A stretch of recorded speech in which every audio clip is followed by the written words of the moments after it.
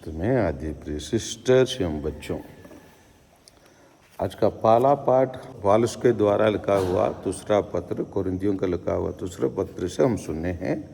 अध्याय 11 और पद संख्या 18 और 21 से 30 तक हम सुने हैं। और ये इसका सारांश को हम आज के सुसमाचार में पा सकते हैं कि सेंट पौलुस जैसे आज से सुसमाचार में हम सुने हैं, जहाँ तुम्हारे पूंजी हो वहाँ तुम्हारे हृदय भी रहेगा। तो सेंट पौलुस के जीवन में प्रभु यीशु उनका पूंजी के रूप में रहा, इसीलिए उसका हृदय उधर ही रहा और इसीलिए प्रभु यीशु के लिए वो कुछ भी सहन करने के लिए, सामना करने के लिए तैयार है। यहाँ सेंट पौलुस एक प्रश्न उठाता है, क्योंकि सेंट पौलुस को लोग जैसे हम लोग जैसे अभी तमिलनाडु से है और आप लोग सब झारखंड और छत्तीसगढ़ से है, अगर मैं कुछ चीज़ ऐसे बता देता हूँ जो आप लोगों के लिए आश्चर्य लगते हैं तो बोलने लगेंगे, छोड़िए फादर, हम जानते हैं, हम वास्तविक झारखंडी हैं, वास्तविक छत्तीसगढ़ के लोग हैं, हम जानते हैं अपने राज्य के बारे में ज़्यादा। बोलेंगे नहीं बोलेंगे? बोलेंगे नहीं बोलेंगे? हाँ, जरूर बोलेंगे। तो उसी प्रकार पौलुस को क्या कर दिए लोग, कुछ लोग, अरे ये आदमी कौन है? हम प्रभु यीशु जब इस धरती में थे हम उनके शिष्य रहे, उसके साथ चले, उनके साथ जिए। इसी प्रकार अपने आप को पौलुस से ज़्यादा एक कदम ऊंचा अपने आप को बताना शुरू किए। इसी परिस्थिति में पौलुस को ये मजबूर हुआ, वो प्रभु यीशु के लिए क्या क्या सामना करना पड़ा, कैसे काम किया, उसी को सेंट पौलुस अच्छे से वर्णन करते हैं। प्रत्येक ईसाई अपना ईसाई जीवन को एक संघर्ष का जीवन समझना है। ईसाई जो संघर्ष करना नहीं चाहता है, संघर्ष से जो भागता है, वो क्या नहीं है? ईसाई नहीं है। यहाँ पौलुस बहुत अच्छे से बताते हैं। आइए ध्यान से और एक बार सुने।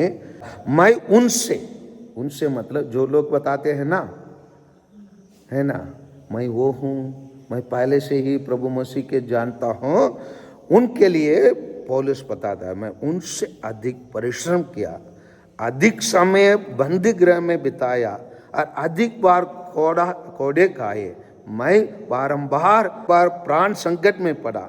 यहूदियों ने मुझे 5 बार एक कम 40 कोड़े लगाए, मैं 3 बार बेतों से पीटा और 1 बार पत्थरों से मारा गया।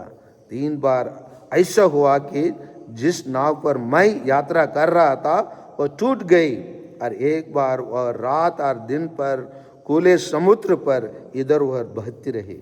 मैं बारंबार यात्रा करता रहा। इसीलिए हम लोग कहीं कहीं बाइबल में भी हम देखेंगे तो बाइबल के अंत में एक पन्ने रहता है, सेंट पॉल्स मिशनरी जर्नी बोल के, सेंट पॉल का मिशनरी यात्रा का मानचित्र दिया रहता है, कहाँ कहाँ वो यात्रा किया। इसलिए मुझे नदियों के कतरे का सामना करना पड़ा, डाकुओं का कतरे, यहूदियों का कतरे, गैर यहूदियों के कतरे, नगरों के कतरे, निर्जन स्थानों के कतरे, समुद्र के कतरे और कपड़ी भाइयों के कतरे का, है ना, कितना उन्होंने सामना करना पड़ा। किसके कारण? हाँ, यीशु के कारण। इसीलिए आज के सुसमाचार हमें यही बता रहा है, जहां आपका पूंजी है वहां का हृदय। और सेंट पौलुस का हृदय कहाँ रहा? प्रभु यीशु पर टिका रहा। इसीलिए इतना सारा चीज सामना करने के बावजूद वो कभी अपने विश्वास में कमजोर नहीं हुआ और भागा नहीं। अरे यार, कोई प्रभु यीशु एक दिन मेरे को रास्ता में बुलाया, मैं दमस्कस जा रहा था, मेरे को बुलाया, देखो उसके कारण मेरे को क्या क्या सामना करना पड़ रहा है, चलो भाई मैं इसी काम को नहीं करूँगा। कभी नहीं सोचा, वो विचार उसके मन में, दिल में कभी नहीं आया।